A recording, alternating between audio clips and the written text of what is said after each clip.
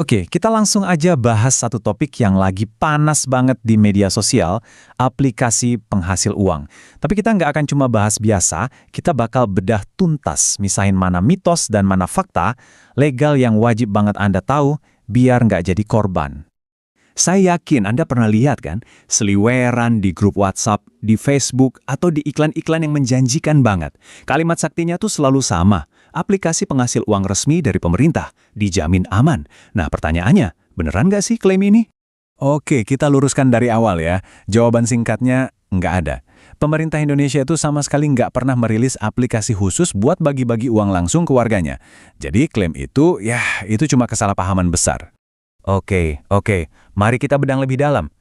Kalau gitu, dari mana datangnya kata resmi kalau bukan buatan pemerintah? Nah, disinilah letak kuncinya. Kalau Anda paham ini adalah langkah pertama biar Anda terhindar dari penipuan. Gini deh bedanya.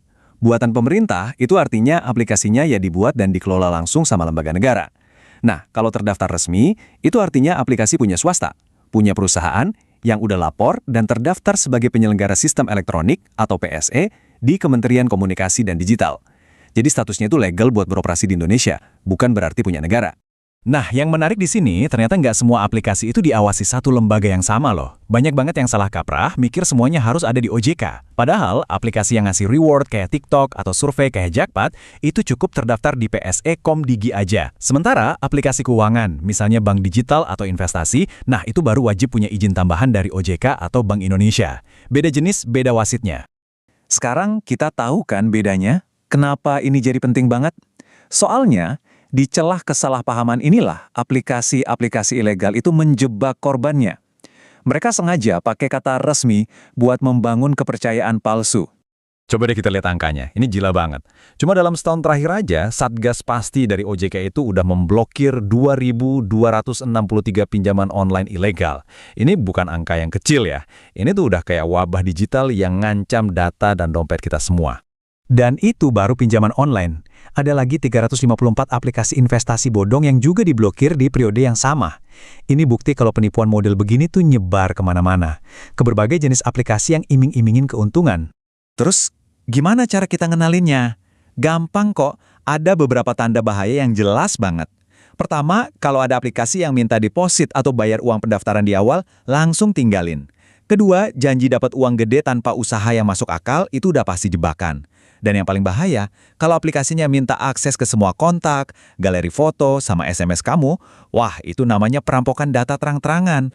Oke, kita udah tahu bahayanya. Sekarang, bagian paling pentingnya nih, gimana cara kita melindungi diri?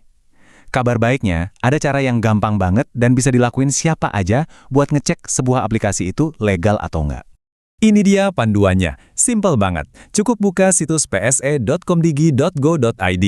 Udah, di sana pilih menu daftar PSE domestik atau asing. Terus, tinggal ketik nama aplikasinya di kolom pencarian. Kalau namanya muncul, artinya aplikasi itu terdaftar dan legal. Kalau nggak ada, ya udah, anggap aja aplikasi itu nggak pernah ada. Semudah itu.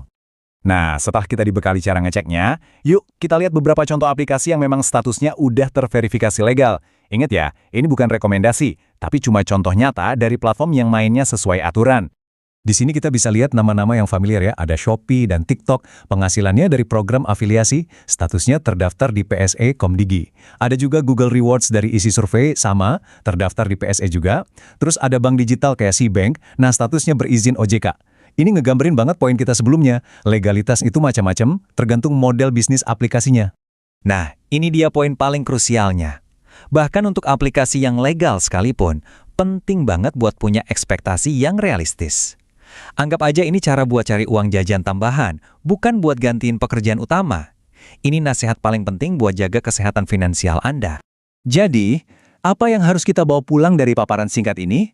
Pesannya sederhana banget. Jangan gampang percaya.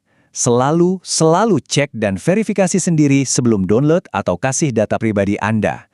Di era digital ini, pengetahuan itu bukan cuma kekuatan, tapi juga pertahanan terbaik yang kita punya. Terima kasih sudah menyimak.